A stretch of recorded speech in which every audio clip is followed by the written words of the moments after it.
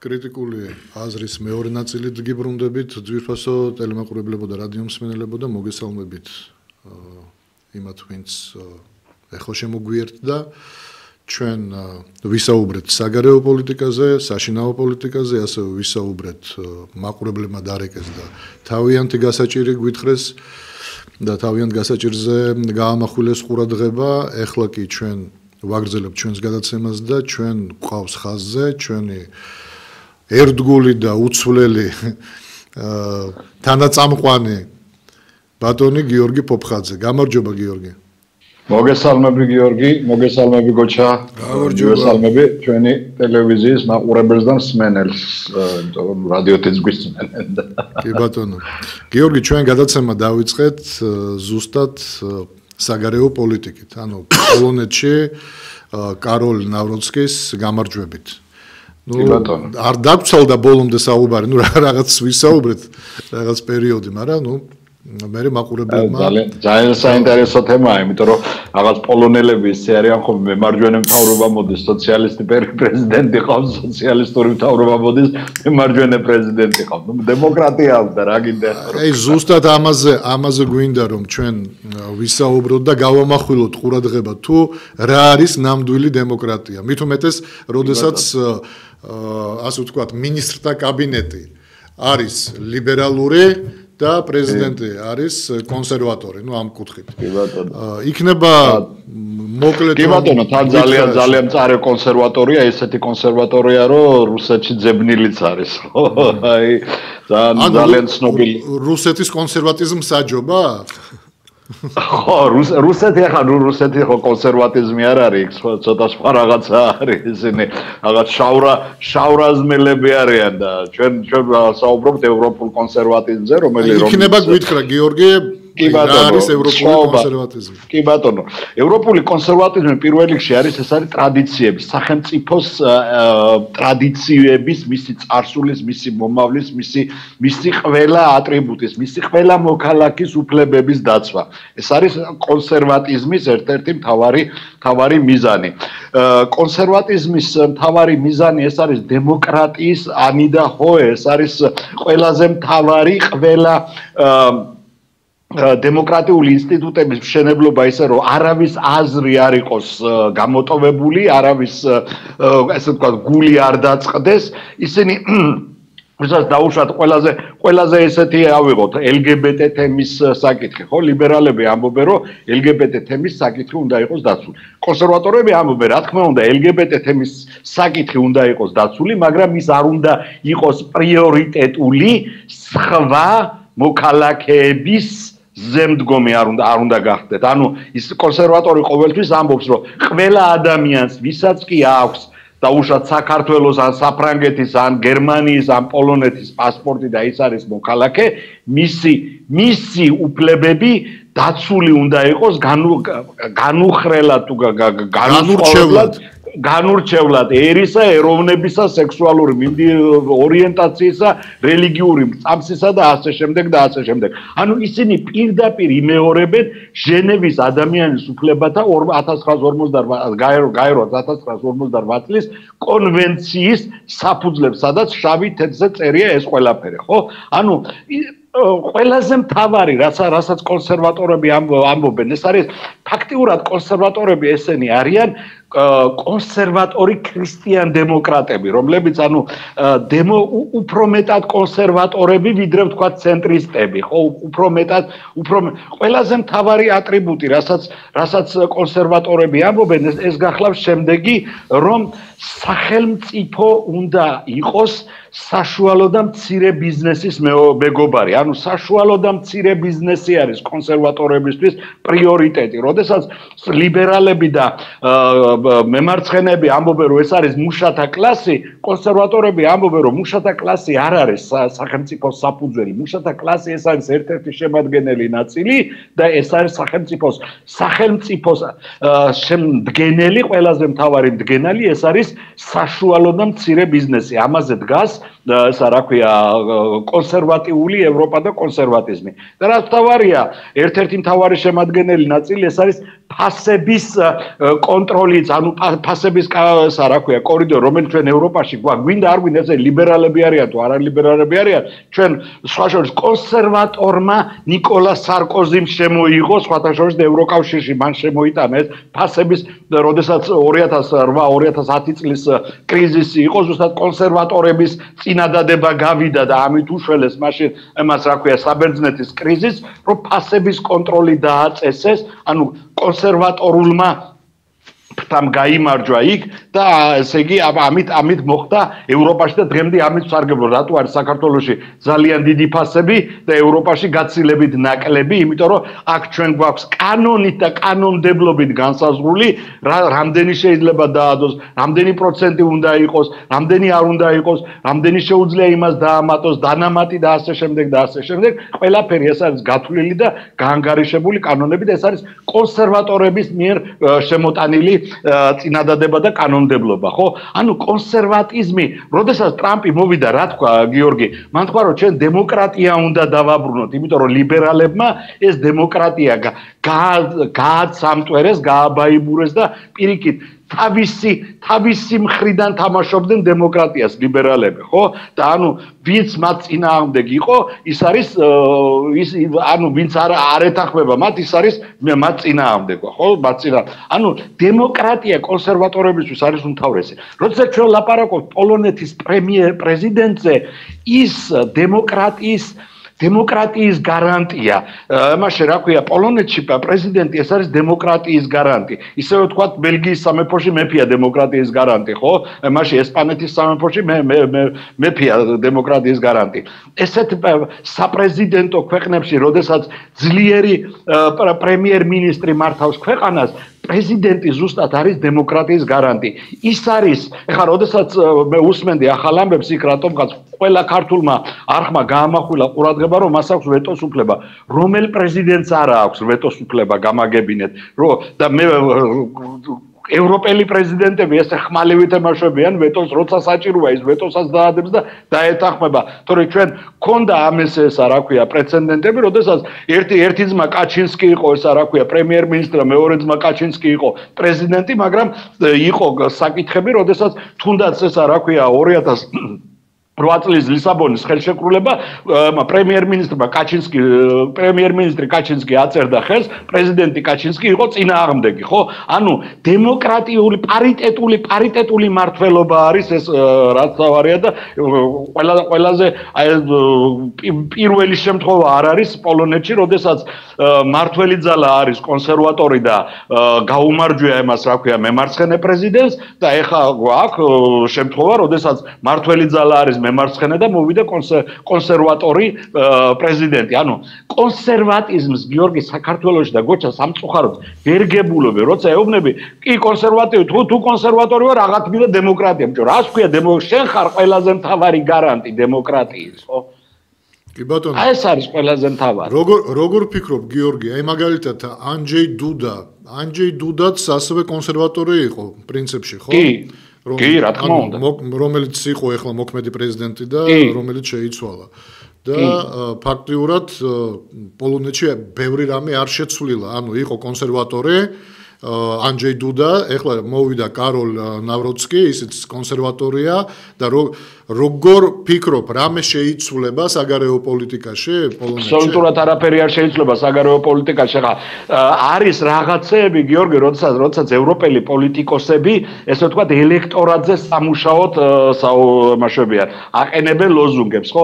გვინდა არ გვინდა, ხა ჩვენ გვინდა თუ არ გვინდა ერთადერთი მე-20 საუკუნის ისტორიაზე ერთადერთი კაცი ახსოვს, რომელმაც ყველა წინასაარჩევნო დაპირება ასრულა და მეორე მსოფლიო ომი დაიწყო, ხო? ეს იყო გიტლერი, ხო? მაგრამ ეს რა ქვია, ჩვენ ვამბობთ საუბრობთ ამ წუთში დემოკრატიულ ქვეყანაზე. როდესაც ის ამბობს, რომ უკრაინასთან ჩვენი ანგარიშები გვაქვს და არ დაგვივიწყებია ეს ჩვენი რა ქვია, ჩვენი ანგარიშები უკრაინელებთან, ეს უბრალოდ საარჩევნო ლოზუნგებია და იმას პიარ სულა იყო, მაგალითად კაროლ ნავროცკიმ ერთი კვირის წინ თავის მომხრეები შეაგროვა ვოლინის ტრაგედიის მემორიალთან. კი ბატონო. ჩვენ გვახსოვს ყველას ხო 53 წელს დატრიალებული ვოლინის ტრაგედია, როდესაც უპამ, ანუ უკრაინულმა გამანთავისუფლებელმა არმიამ გაანადგურა ძალიან ბევრი პოლონელი, ხო? და მე არმია კრაიოვამ ასევე იერიში მიაყენა და ასე. ანუ ამით ეს უბრალოდ იყო ესე ვთქვათ PR სვლა შენი აზრით? რა თქმა უნდა, მე ესე მგონია რომ ეს არის PR სვლა, იმიტომ რომ მე მახსოვს კაჩინსკის კონსერვატორების ესა რა ქვია აქციები ევროპარლამენტში უკრაინის მხარდასაჭერად და უკრაინელი ხალხის მხარდასაჭერად. იგივე საქართველოში ესე ვთქვათ ქართული ოცნების მიერ დიაბოლიზებული მადამ ფოტიგა გახლავთ ამ პარტიის წარმომადგენელი, ის იყო საგარეო საქმეთა მინისტრი პოლონეთის კაჩინსკის მთავრობაში, შემდეგ ის იყო ცნობილი ევროდეპუტატი და კონსერვატორი ევროდეპუტატი ანა ფოტიგა, ერთ-ერთი ესე ვთქვათ მებაირაღე იყო პროუკრაინული აქციების, როგორც კი ომი დაიწყო, ხო? ეს ისტორიული პოლონელებს ძალიან ძლიერ ედგადაცემაში ჩვენ ვერ ავხსნით პოლონეთის და უკრაინის დამოკიდებულებას და ის ისტორიულ კონფლიქტებს და ისტორიულ ესე ვთქვათ პერიპეტიებს ეს ყოველთვის უკრაინაც თამაშობს ამაზე და თავის დროზე და უკრაინელების თამაშობდნენ ამაზე ლვოვის ოლქში და ესა რა ქვია როცა უკრაინაში ომი არ იყო და პოლონელებიც დღემდე თამაშობენ ამაზე ხო ეს უბრალოდ ისეთი როგორც ვთქვათ ფრანგულ ბელგიური ურთიერთობები ან ლანგედოკი ჩვენია თუ ესპანელების არის რაღაცა ესეთი ზარი ხო იმისათვის რომ ის ელექტორატი წამოიყვანონ და ჩვენ კატალონიაში ყველაფერი კარგად არის და აი ამათ კატალონიაში ესპანელებში ეს არის სეპარატიზმი ჩვენი ბასკები კარგები არიან და იმათი ბასკები სეპარატისტები დაახლოებით ასეთი რაღაცა რომელიც ყოველთვის იჩენს ხოლმე თავს რაღაცა წინა საარჩევნო პერიპეტიებში ანუ უახლოეს მომავალში ჩვენ რეალურ სახეს დავინახავთ თვითონ პოლონეთის ასე ვთქვათ გეზის რომელიც დღეს ელემენტარულად გიორგი ანჟეი დუდა იგივე პარტიის ეს არის რა ქვია წარმომადგენელია იმიტომ წამოუწია ეს საკითხი გიორგი რომ ფაქტიურად პოლონეთისთვის არაფერი არ შეცვლილა ანუ კონსერვატორი პრეზიდენტი ყავთ და როგორც ის ადებდა ხანდახან ვეტოს სხვადასხვა კანონზე, ახლა ესეც დაადებს ვეტოს, სიტყვაზე ვამბობდა ის ლიბერალური ხელისუფლება, რომელიც ყავდა და ყავთ ეხლაც, ძირითადი მართველი ძალა. კი ბატონო. ბუნებრივია, რომ ისინი ხო გეს არ ცვლიან თავიანთ და არც აზრები ეცვლებათ, არც იდეოლოგია.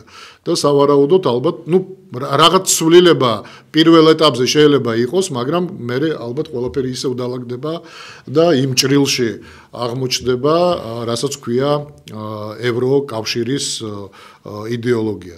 ბატონო გოჩა, ხო აქ ერთი შეიძლება ბოლო ჩართულიყავი და გიორგის აზრიც მაინტერესებს.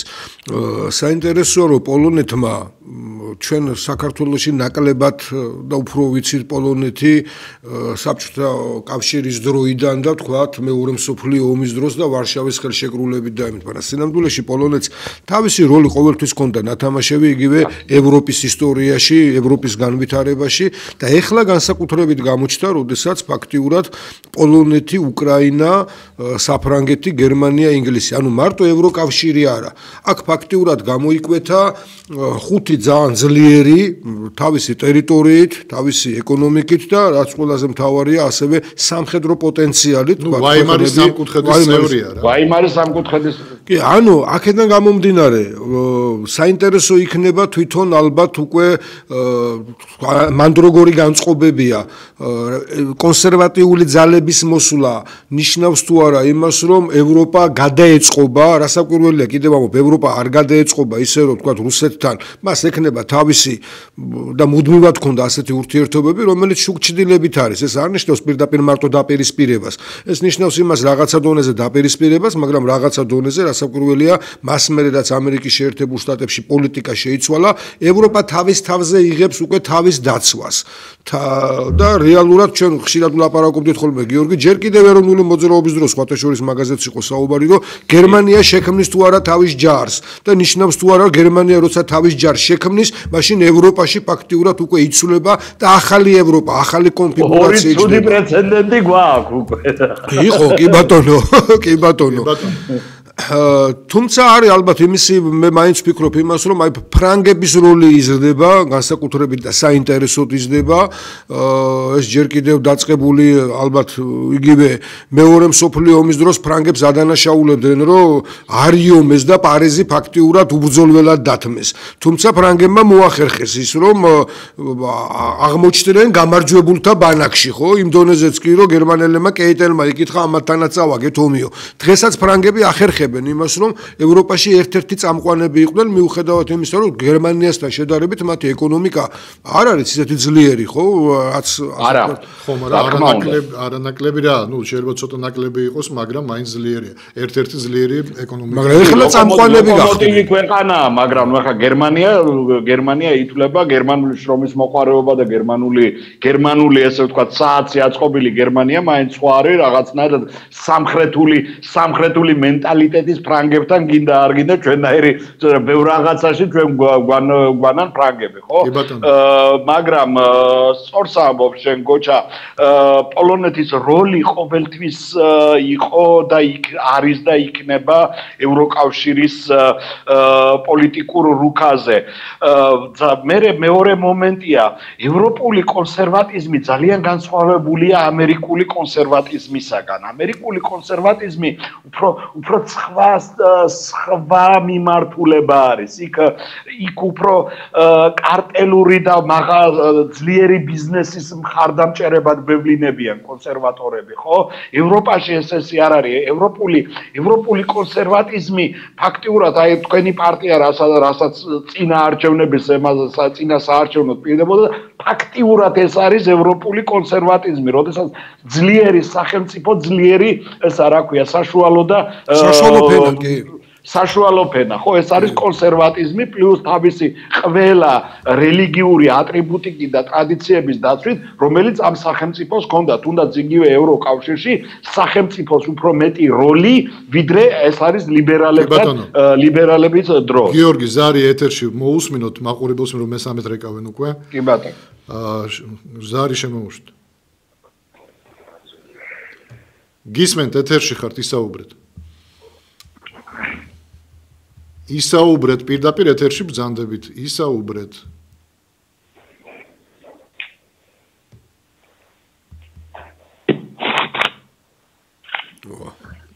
ის თქვენ ტელეფონით გესმით ჩემი ხმა კარგით მაშინ ტექნიკურ ჯგუფს ვთხოვ გათიშეთ და იქნება კიდე დარეკოს მაყურებელმა გვირდებით რომ დარეკავს მაყურებელი ეგრევე შევწყვიტავთ საუბარს და შემოუშვით ეთერში რომ აი ზარია შემოუშვით გისმენთ ისაუბრეთ პირდაპირ ეთერში ხართ მოგესალმებით პირველ რიგში სისტემური პრეზიდენტის არჩევა და აპარატულად არიან პატივცემს და ერთ-ერთი ცენტრალური ძალადმებაშია ევროპული რასის დაცვის დაცვის და ძალიან ცუდად ისმის კონსერვატიზმის ევროპული კონსერვატიზმის დაცვის ზოლაში რა და ეთი ამაინტერესებს რა საქართველოში ვინმე თუ მუშაობს აი ამ ევროპის კონსერვატიული ძალებთან ალიანსისთვის ასე ვთქვა და რადგან კონდა პოლონეთის რელიგიური ისტორიაშია ზეიმად დაგასინა ვინმე საუკეთესო საჭიროების საუკუნეში მეტია სოფესტის ლაშეებანა ჯარი და დაერკა ოსმალეთისთვის ხო გადაარჩინა მაშინ კი ბატონო კი ბატონო ეს არის და სათაშორის სათავინდა მოვაყოლო რომ მისმას ხელოსანმა იმანდ რა ქვია დრაგუნებმა შეასრულეს მაშინ ეს პოლონელები აი იმითი რა ქვია ალბათ კინოებშიც თუ გაქვთ ნანახი ანემაზე უკანის რო აქვს რა ქვია იმითი ბუმბულებით გაკეთებული იმი ჯარმა ისინი რო არ მოსულიყვნენ გაპობილი ყავდა ოსმალეთს მაშინ ევროპა კი ბატონო აქვს თავისი როლია ყოველთვის კი ბატონო და აი ერთი რაღაც მინდა თქვა რა შეიძლება იცოდეთ საუბარი რა პიეტრო ტელოვალის უწერი ესეთი რაღაც პირდაპირ კავშირშია რომ კურიერების და დაბიანების ლაშქარში ოსმალების ძირითად ბრძოლაში მონაწილეობდნენ ზაპორიჟიელი კაზაკები და პოლონელი შლიახტები ნუ განსაკუთრებით ზაპორიჟიელი კაზაკები აქ დონელები არა ვინც არ შეეშალოს ქრონიკულ რუსოფილების გასაგებად ამ რო თქვა დონელი კაზაკება არა ზაპორიჟიელი კაზაკობა გონიოს ფსიქის ალყის და შეასრულოს ძალიან დიდი როლი ზაპორიჟიელმა კაზაკებმა და რო დაეცემოდნენ მეკობრულად ოსმალეთის ქალაქებს ნაძარცს წამოიღებდნენ, გადმოდიოდნენ გურიაში და სამეგრელოში და აზრებს ფურავდნენ შესაძლის. კაცი მოაჭრობდნენ კიდევაც გასვლა მოსახლეობასთან და აზრებს ფურავდნენ შესაძლის და ეს იმათ გასაგონად, ვინც ხშირად ამბობს, აბა უკრაინელებს ჩვენთვის რა გაუკეთებიან. სხვადასხვა ქართველებიც მონაწილეობდნენ ზაპორიჟიის ისტორია მართალი კარგია რომ იცით და მართლაც ის არის რომ იცოდნენ მაგრამ მე არ ნიშნავს ხოლმე იცით რა აქ იყო ინტერესთა თანხმედრა მან ბევრჯერ ყოფილა რომ ტყვეებსაც კი როცა ისინი გაანთავისუფლებდნენ ყოფილა რომ ქართველები ისეთ დღეში ვიყავით რომ ადამიანს რომ გავყედიდით მონათვაჭრობა რო ქონდა ორჯერ აღმოჩნდა რომ ერთხელ განთავისუფლებული მათმა განთავისუფლეს და მეორეჯერაც კიდე გაგხიდეს ზოგადსო გაგიჟდნენ ისინი ხო ეს არის ჩვენი ისტორიის ნაწილია შავ ზღვაზე რასაკვირველია კეთილმეზობლობა ქონდა და ზაპოროჟიელი კაზაკები იყვნენ სწორედ აი შავი ზღვის ჩვენი ყველაზე ერთ-ერთი კარგი მხარდამჭერები და პარტნიორები თქვათ ოსმალეთთან ურთიერთობაში არის ჩვეულებრივი თავაროს მაინც ერთმოწმუნეობა თამაშობდა ჩემი აზრით ამ შემთხვევაში თავაროს მაინც ერთმოწმუნეობა თამაშობდა და ხოლმე და დღეს ძალიან ბევრი ცდილობს გაავრცელოს აზრი რომ უკრაინა 19 საუკუნეში შეიქმნა და ასე შემდეგ არაფერია პავლიანთა სამთავრო რო იყო ანდრია პირველწოდებულის შემდეგ კი შეკიდა ხორილი გამოყოლებული უკრაინელი ერი არსებობს და ეგრე ჩვენც ახლა გორგასის საქართველოს შეიძლება არ გვერქვა და ფასმაქველის დროს მაგრამ არ არსებობთ ხო ეს მომენტია და მასკალების სამთავრო და მასკოვის და კარტარის სამთავროში წერაკითხვა რო აღწოდნენ ხო მოდი იმათაც ნუ იმას ვიზავთ იცით მოდით ყველას თავისი განვითარების ადგილი აქვს შუქჩრდილები აქვს რა ყველაფერს რა კეთილი ბოროტი აი სუმთრად ესე მაინც უნდა ყოთ იმ რუსეთთანაც საჭიროა ურთიერთობა და უნდა გქონდეს დასავლეთთან ურთიერთობა აუცილებელი აღმოსავლეთთან ოსმალეთთან რასაც თქვენ ამბობთ დღევანდელ თურქეთთან ხო ეს ჩვენი ისტორია სადღაც ხმარს ვიქნებდით, სადღაც ერთად ვიჯექით და რაღაცას ვაკეთებდით. მარტოც ერთი მხარეს ნუ იმას ვიზავთ ხოლმე. აი, მე ამას რატომ ვამბობ? თქვენ ხედავთ, რომ ადამიანი ხართ, რომელიც აზროვნებთ, ყველაფერს ხედავთ, აწონ-დაწონით უდგებით საკითხს, ისტორია იცით. ამიტომ თქვენნაირი ადამიანი თუ კი ადგება და უცბად რაღაცას ხმლით ჩაჭრის, წარმოიდგინეთ, ვისაც განათლება არ აქვს, მაშინ ის რას იზავს და მე ის შეიძლება ვეღარ გავაჩეროთ, ისეთი სულელები აკეთოს. არა, ჩაჭრის შესახებ, ჩაჭრას არ არის, უბრალოდ რაც თქვა მინდა, იცით, რომ ხელდება აი სრულ ინფორმაციები და ისტორიის ყალბი ისტორიის მოწოდება რომ თითქოს რაღაც 19 საუკუნეში წარმოიქმნა უკრაინული ნაციონალიზმი და იქამდე იყო რუსეთის განუყოფელი ნაწილი. კი, რუსები იყვნენ, მაგრამ ესენი ეს რუსები ხო კარგად იცით რომ სხვა ხალხი იყო და დღეს ვინც რუსობას იბრძანებს და მე-17 საუკუნეში ვინც რუსეთი დაირქვეს, ესენი არიან მოსკოვიტები, მასკალები და ტარტარები. ესენი არ არიან რუსები, ამის მამინდა რა. მესმის. არა, მეგობრებო, რომ მესმის, მაგრამ ახლა ისტორია ჩვენს კარგად ვიცით. აქ იმიტომ თქვა გოჩამ რომ არის რაღაც ლაქები, შავი ლაქები, რომელზედაც შეიძლება ვერ შეთანხმდეთ. ან ორი ისტორიკოსი, უძლიერესი ისტორიკოსი რო დაждდეს ერთმანეთთან, ორივე ამ ერთმანეთთან რო იკამათონ, ვერ შეთანხმდებიან ბევრ რამეში, იმიტომ რომ ერთის მხრივ ისტორია ერთ რამეს გვასწავლი, ანუ იგივე დიდი ის კიევსკაია რუს რო ეძახიან, ხო, საიდან წამოვიდა ეს კიევსკაია რუსი, ხო?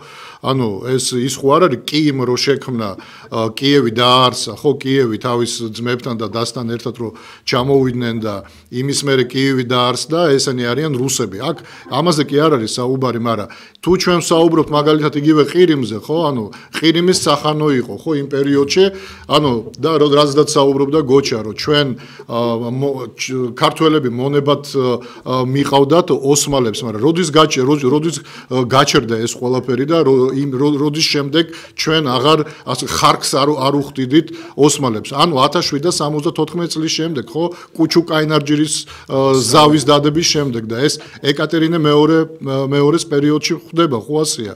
ასევე ყირიმის გათავისუფლება, ასევე 40,000 რუსეთიდან ჩაყვანილი ყირიმის ტერიტორიაზე დასახლებული ოჯახები. ეკატერინე მეორემ პოტიომკინს დაავალა და მან ჩაიყვანა და დაასახლა. ფაქტურად მოხდა იმ ერების გაზავება, მაგრამ გენოტიპი მაინც ერთია. ეხლა შეიძლება ბევრი რამე გაზავებულია, ისე რომ რეალურად გენი ვერ დაადგინო, მაგრამ თუ ჩვენ ეტაპობრივად მივყვებით, ანუ ისტორია ამას გვასწავლის. როდეში ეთქვა, ვისთავის შორის არის, ვერ გავიგე ერთი გენი. ვისთავის შორის. ანუ თქვენ რო ამბობთ, რომ უკრაინელი და რუსი სხვადასხვა გენია, სხვადასხვა გენია იმ თავიდანვე. მე გეუბნებით, რომ იმ თავიდანვე იმდენი შავი ლაქაა, რომ დღეს რო შენ გაარჩიო, ვინ არის რეალურად რუსი და ვინ არის უკრაინელი, შეიძლება გაგიჭირდეს იმით, რომ გაზავება ხდებოდა 2 საუკუნის მანძილზე, ხვდებით? ანუ ერთ რაღაცას ვიტყვი და ძალიან გაგვიადვილდება. თუ შეიძლება ერთ რაღაცას ვიტყვი რა. აი შევხედოთ კარგად ანდრეი შევჩენკოს, მეხუთი ხო გეყვას ყველას, ვიტალი კლიჩკოს და მე შევხედოთ პუტინს და შოიგუს რა. და გასაგებია ყველაფერი. ნუ ეხლა თუ ჩვენ მარტო ვიზუალურად შეგვიძლია ან თუნდაც საქციელიდან გამომდინარე შეგვიძლია დავადგინოთ ვინ არის უკრაინელი, ვინ არის რუსი, ნუ მე არ ამგონია რომ ეს სწორი იყოს. რა არის 21 საუკუნეში ხდება ხოლმე ერების და ეროვნებების ესე ვთქვათ თვით იდენტიფიკაცია, რომელსაც შეიძლება ძირი ერთი და იგივე აქვს, მაგრამ ხდება გაყოფა, ხო? ამის კლასიკური მაგალითია ჩეხების და სლოვაკების ენაც კი ერთი და იგივე აქვს, მაგრამ ორ ერად ჩამოყალიბდა ეს და გაიყვენდა ორი სახელმწიფოა. დღეს საფრანგეთში ყავს გიორგი ალჟირელი, რომელიც წარმოშობით ალჟირელია, მაგრამ დღეს ფრანგია და შეიძლება კანისფერით საერთოდ, მაგრამ ფრანგია. არა, ნუ გავა კიდე 2 საუკუნე რო გავიდეს, ხო? ის მისი შვილთა შვილი გეტყვის, რომ ფრანგი ვარო მეო და გენეტიკურად ყველაზე საუკეთესოს გეტყვის საფრანგეთზე. ტიერი ანრი ფრანგია თუ ვინ არის? გვადელუპა ვინ არიან გვადელუპელები, შავკანიანები, რომლებიც მუდამ საფრანგეთის ქვეშ იყვნენ. ნუ კოლონია იყო. კოლონია იყო, მაგრამ ვინ არის ის? მას სხვა სამშობლო არ გააჩნია. და ჩვენ მივსდებთ ხოლმე ცუდად, თორე საქართველოშიც აქ მაცხოვრებელი, ჩვენ ხო ქართველს ვეძახით უკვე, იმიტომ რომ ჩვენ აი ბაბუა ვინყავდა და ბაბუის ბაბუა ვინყავდა. ის მოქალაქეობრივად არის ქართველი. მოქალაქეობრივად ის მიდის შენ როცა ომი გაქვს იქ იბრძვის, ხო? უკვე ასეთი კუთხით მოქალაქე, აი ჯერ კიდევ მართლა ქართველია. კარდინალ რიშელიემ დაიწყო ეს სინამდვილეში შეიძლება ითქვას, აი საფრანგეთში უკვე როცა ჰუგენოტი ხარ თუ ისა ხარ, კათოლიკე რა მნიშვნელობა ხარ, შენ ფრანგი ხარ. ანუ ჩვენც უნდა გავიაროთ რაღაც, აი კონსერვატიზმზე ლაპარაკობდა გიორგი. ქართული კონსერვატიზმი არ ნიშნავს ეთნიკურ ქართულ იმას, რა ქვია კონსერვატიზმს მარტო. თამარ მეფის დროს ხარგრძელები წარმოშობით ქურთები იყვნენ საერთოდ შემოსულები სომხეთიდან, მაგრამ ჩემი მხედართ მთავარი იყო, ხო? და საერთოდ იმპერიას და ჩვენ იმპერია ვიყავით მაშინ. ანუ როცა შეგვეძლო ერთ მთლიანობაში ყოლოდა სხვადასხვა სახელმწიფოებიც კი და არათუ იგივე თქვათ ქართველური წარმოშობის სახელმწიფოები, ხო? აქედან გამომდინარე რაღაცებს ცოტა სხვა თვალითაც შევხედოთ და მე ქართველად მიმაჩნია ეს აზერბაიჯანელი, ის სომეხი, რომელიც ქართულად ლაპარაკობს, საქართველოს მოქალაქეა, მისი გულისთვის თავს წირავს, კაცო და ჩვენ ნახეთ კიდევაც სიტყვები კი არ არის. დაღუპულები იყვნენ, კაცო, თბილისელი, სომხები, თბილისელი, ისინი აზერბაიჯანელები, რომლებიც ებრაელები, ეს არის ხო ასე უნდა შევხედოთ. ასეთ კონსერვატიზმზე ვლაპარაკობთ ჩვენ და ასეთ სახელმწიფოებრიობაზე ვლაპარაკობთ და დემოკრატიულ სამყაროში ეს ერთ-ერთი მთავარია. დღეს რუსი და უკრაინელი მართლაც სინამდვილეში უკრაინელი როგორც ერი, აი დღევანდელი ამ ომმა ცალკე უკვე ჩამოაყალიბა, ჯერ ეს პროცესი კიდე ბოლომდე დამთავრებული არ არის. თუმცა თითქმის შეიძლება ითქვას, რომ უკვე უკრაინელმა თავისთავად გაიაზრა, რომ ის ცალკე სახელმწიფოა. და ასეთი იდენტიფიკაცია მოახდინა რაზეა ლაპარაკი. ისევე როგორც ახლა ავსტრიელი და გერმანელი შეიძლება საერთოდ ერთი ისტორიული ფესვები აქვთ, კაცო, იმათ მთელი ევროპა დაახლოებით ესე ანგლო-საქსებიც რო აიღოთ, ესენი თითქმის ერთ იმაზე ინდოევროპული, ასე ვთქვათ, მოდგმა, რომელიც ერთ ფესვზეა, ბიძაშვილები არიან ერთმანეთის ხალხო, მაგრამ ცალ-ცალკე სახელმწიფოები აქვს, და იგივე ბელგია რო ახსენეთ. ბელგია საერთოდ კონფედერაციული სამი სხვადასხვა ენოვანი სახელმწიფოსგან შექმნილი ის არის, აქვე წარმონაქმნი, რომელიც მშვენიერი სახელმწიფო ჩამოყალიბდა, გაამართლა და დღესაც არის, ხო? ბელგიელს ახლა შეურაცხყოფას მიაყენებ, რომ უთხრა რომ შენ რაღაცა სამი სხვადასხვა ძალიან წყიდ ვალონებს როცა ეუბნები რომ ის ფრანგი არის და ძალიან წყიდ ფლანდრიელებს როცა ეუბნები რომ ისინი არიან ჰოლანდიელები, ხო? ენაც რო ავიღოთ უკრაინული, რუსული, ხო? ანუ დღევანდელი რუსული, ეს ხო ის რუსული არ არის, რაც იყო მაგალითად 2 საუკუნის წინ. ჩვენ თუ ეხლა ძველ რუსულ წიგნებს შევხედავ და ბევრმა შეიძლება ვერც წაიკითხო, მაგრამ ფუძი იმენის და უკრაინული ენის, რომელზეც დღეს საუბრობენ, ერთია. იმიტომ ვამბობ რა, რომ ჩვენ ეს დისკუსია კი არ უნდა დავიწყოთ ან იმისათვის რომ გავამართლოთ, რომ უკრაინული ერი არის მართლა ცალკე ერია და ან იმისთვის რომ გავამტყუნოთ, თქვა. ჩვენ საერთოდ ამ თემაზე დისკუსიას არ უნდა გქონდეს, იმიტომ ვამბობ რომ ორი ისტორიკოსი რომელ ერთს თუ აქვს მიზანი გაამართლოს და მეორეს გაამტყუნოს, ერთი გაამტყუნებს, მეორე გაამართლებს. ორივე უძლიერესი ისტორიკოსი იქნება, მაგრამ იმდენად ბევრი შავი ლაქა ისტორიაში, რომ ძალიან ძნელია ეს სიმართლე დღეს დაადგინო, მაგრამ დღევანდელი რეალობა რა არის? უკრაინელ ხალხს უნდა რომ იყოს ცალკე სახელმწიფო და ცალკე ერი და ამისთვის იბრძვიან. მიაღწევენ ალბათ თავისას რა, მაგრამ ეს არის დღევანდელი რეალობა. ისტორიის მანძილზე იმდენჯერ იცვლებოდა ეს ყველაფერი, იმდენჯერ არის შეცვლილი, რომ უბრალოდ დღეს დაადგინო რა იყო და როგორ კვერცხი თუ ქათამი, ამაზე არც უნდა ისაუბრო, არც უნდა შეეცადო. ეს არის, მე ვფიქრობ, ეგ იქნება სწორი მიდგომა, თუ ეს მუდმივად გააჩენს ახალ კონფლიქტებს. როცა მაგ კითხვას მაძლევენ ხოლმე ყოველთვის კონტრკითხვას ვეუბნები. აშკენაზი ებრაელები არიან ებრაელები თუ არიან ხაზარები? კი ბატონო. არის გეთანხმები, ასე რომ არის საკითხები, რომელიც ხანდახან მეცნიერული კამათი ხო არ უნდა გადაიქცეს მე უკვე ასაც გიორგი ამბობს ეხლა რომ ის მე შეიძლება მეცნიერება იდაუნდა ამ დავას მოყვეს ის რომ ვიღაცა მე ხელში იარაღი აიღოს და მეორეს ესროლოს ხო რაც ყველაზე გაუმართლებელია ამიტომ უნდა მოვზომოთ იმ ადამიანებმა ვინც ისტორია ვიცით ხო იმისი არ იყოს ეხლა ნიცშე თავის იმას როცა წერდა სულაც არ ფიქრობდა მე გიტლერი ამაზე ააგებდა თუ არა თავის ასე ვთქვათ იდეოლოგიას და მე სოფლიოს დაუპირისპირდებო ზე ადამიანის ასე ვთქვათ ამ ფორმით ხო გააჩნია რას როგორ გამოვიყენებთ და მე სწორედ იმ ადამიანებს ვინც ნაკითხია ვისაც პასუხისგებლობა აქვს ხო იმიტომ რომ აზროვნებს ახან კითხვა შეუძლია აზრის გამოტანა შეუძლია ისინი უფრო მოზომილები უნდა ვიყოთ ხოლმე იმიტომ რომ ხშირ შემთხვევაში არიან ადამიანები რომლებიც ნაკლებ დროს ხარჯავენ ვთქვათ ნაკლებად ფიქრობენ ხოლმე ვთქვათ რაღაცა არც დრო აქვს ამისი შეიძლება და მე ეს ადამიანები კატეგორიულად იღებენ რომელიმე აზრს და მე ეს ხდება ხოლმე ხანდახან კონფლიქტების და არათუ კონფლიქტების ხანდახან აგერ ომშიც კი გადადის ეს ყველაფერი თუ მაინც ყველ ჩაუღრმავდებით როგორც კი მოსკოვსკაია რუს შეიქმნა მოსკოვის სავოევოდო თქვათ ეს უკვე ფაქტიურად გაყოფა დაიწყო კიევსკაია რუსის და ეს მოხდა 1147 წელს როდესაც ზასტავაზე იური დალგარუკოვი მივიდა და დაარსა იქ ზასტავა აი სადაც ახლა მოსკოვი ეს 1147 წელს ხდება და იმის მერე ეს ორი ერი არ შემიძლია თქვა სლავური ერი მიდის ერთად ფაქტიურად და მერე ხდება უკვე როგორ არის იცი გასვეტება ანუ სვეტები გახდნენ მოსკოვში ნელ-ნელა ეცვლებათ ენა ხო ხვდები გაიგე როგორც ჩვენთან მაგალითად რაიონში როსაუბრობენ ქართულად არის კუთხური რაღაც ხო კილო და თბილისში სხვანაირად საუბრობენ და ამით ვიგებთ რომელი კუთხისაა ადამიანი ხო ეცია და შენ წარმოვიდგინე მე ფეოდალიზმსაც გასულაგებ მთელი ევროპა